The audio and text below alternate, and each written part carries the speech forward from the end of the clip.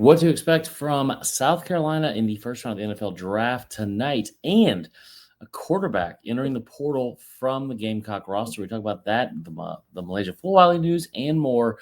Locked On Gamecock starts right now.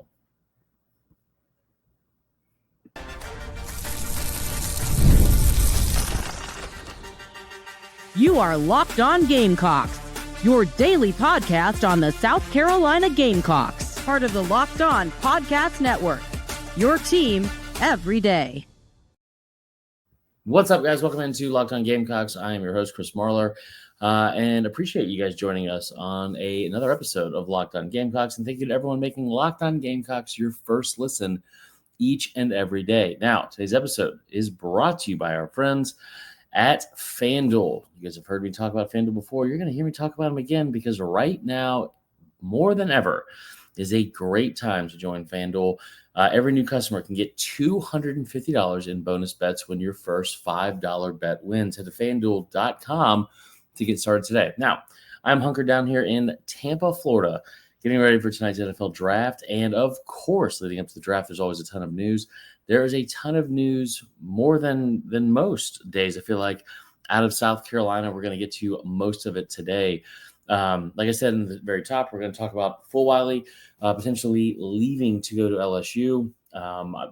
As most of you guys know, we talked about LSU a decent amount in my main job, and I'll tell you what they have told me and what sources are saying to them from behind enemy lines across the way. Then we'll also talk a little bit about what to expect from the NFL draft night. Also, there's an Ole Miss baseball preview.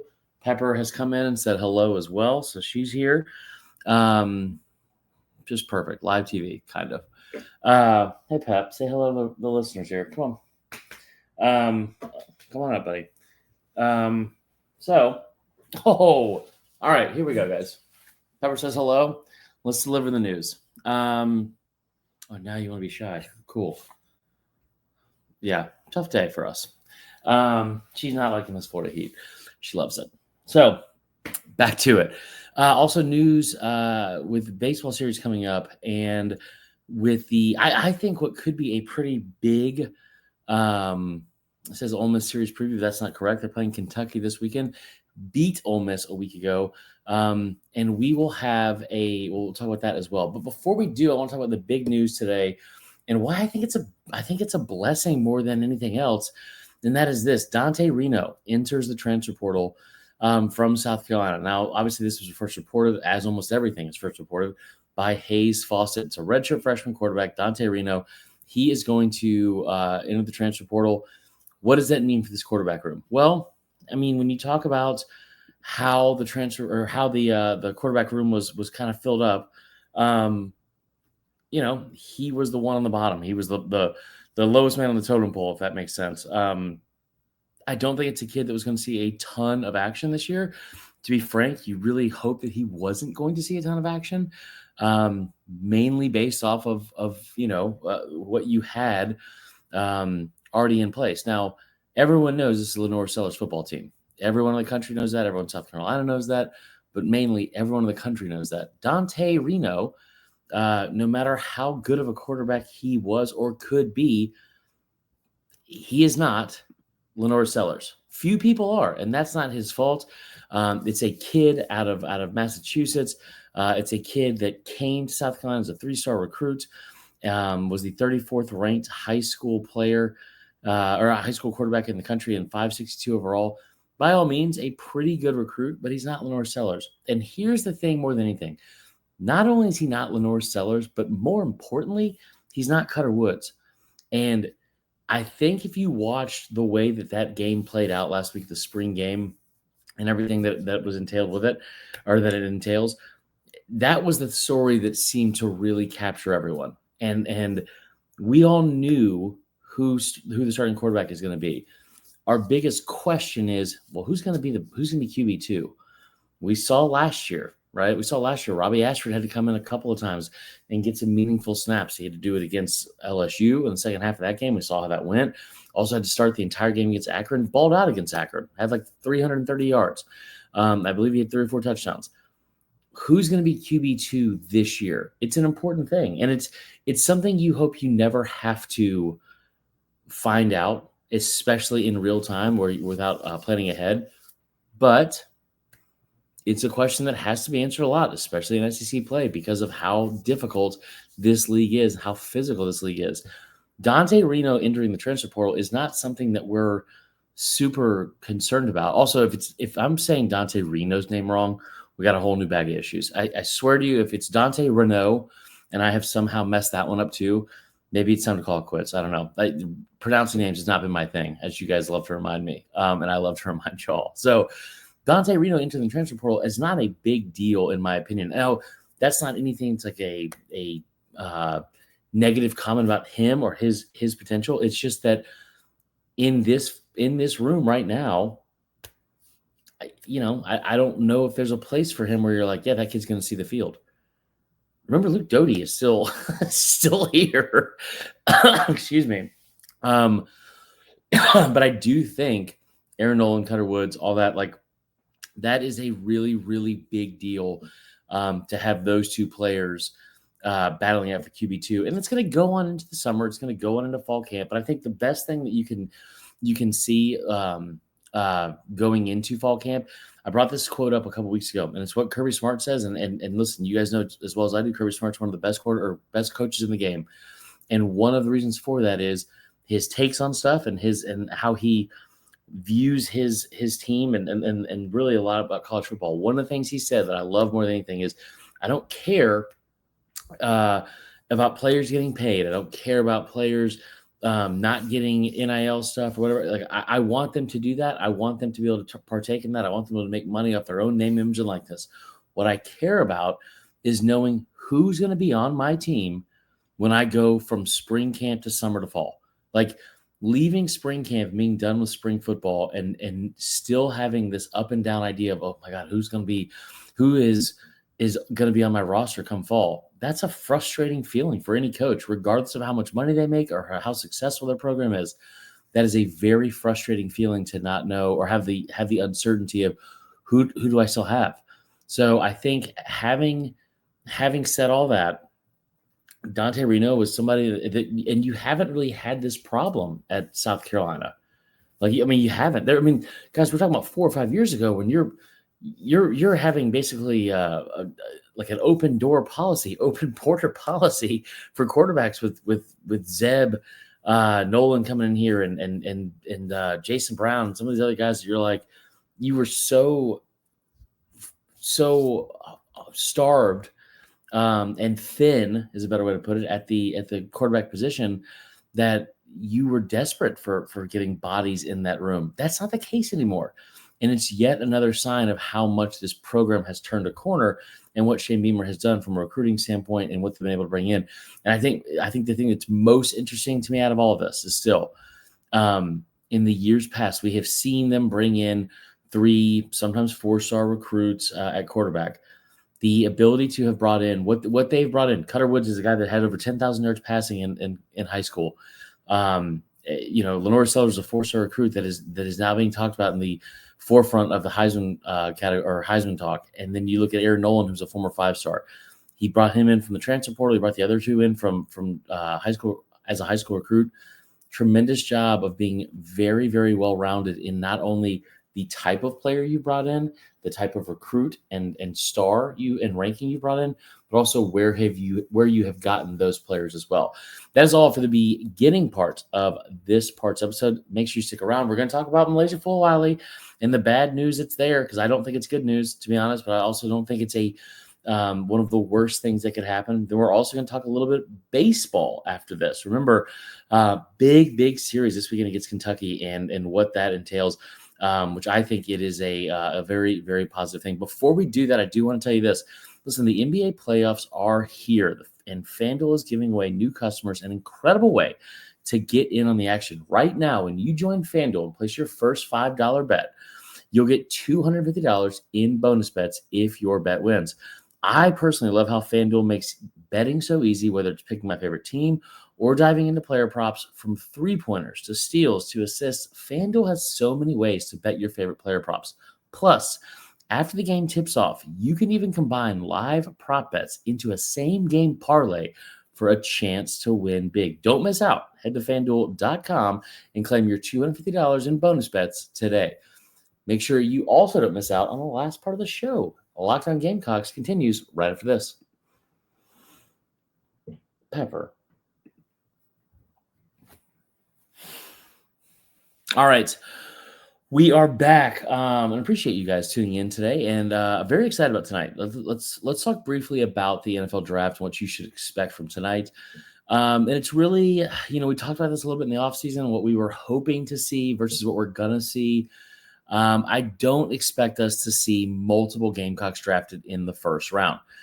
That being said, I do expect at least one, and Nick Emmanwori will be, for the second consecutive year, you will see a first-round draft pick for South Carolina. Nick Emmanwori should go in the top 20 picks. I'm down here in Tampa. Like I said, right now, there's a lot of buzz that he might be a safety chosen by the Bucs at 19. We'll see if that happens.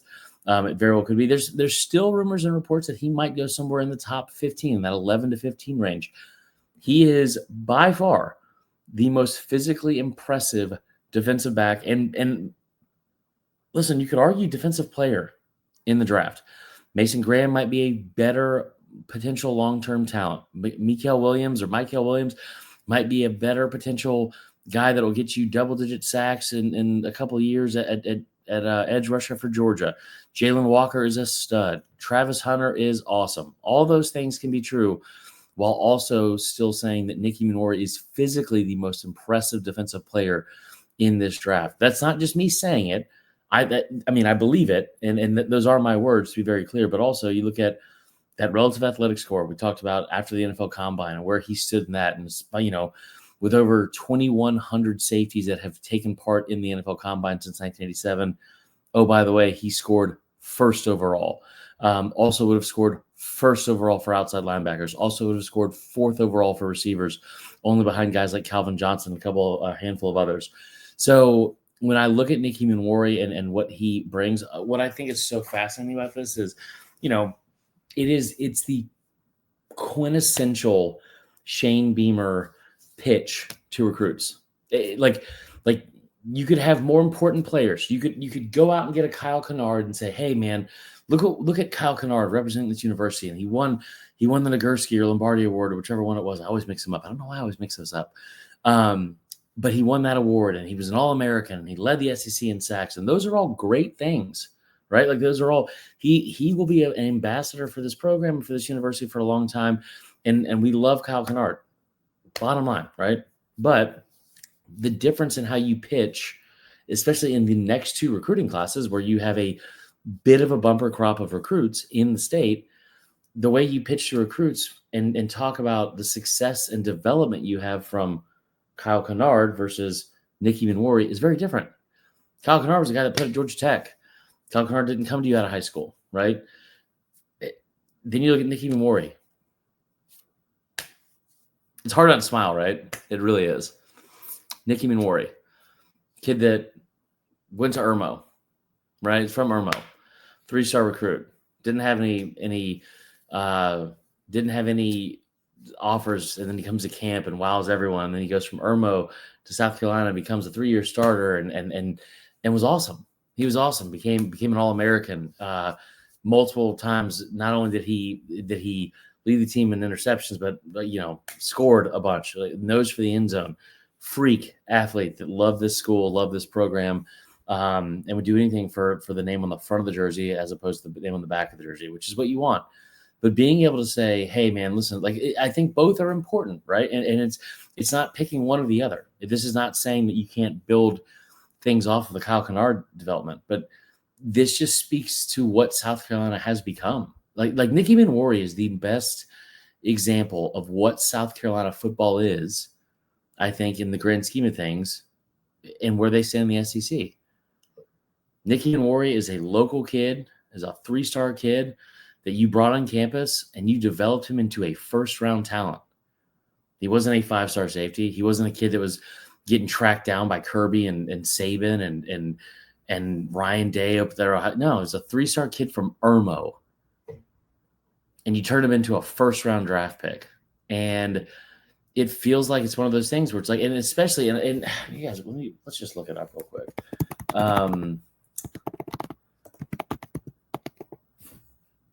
like it feels like one of those things where I'm looking up Xavier Legette right now.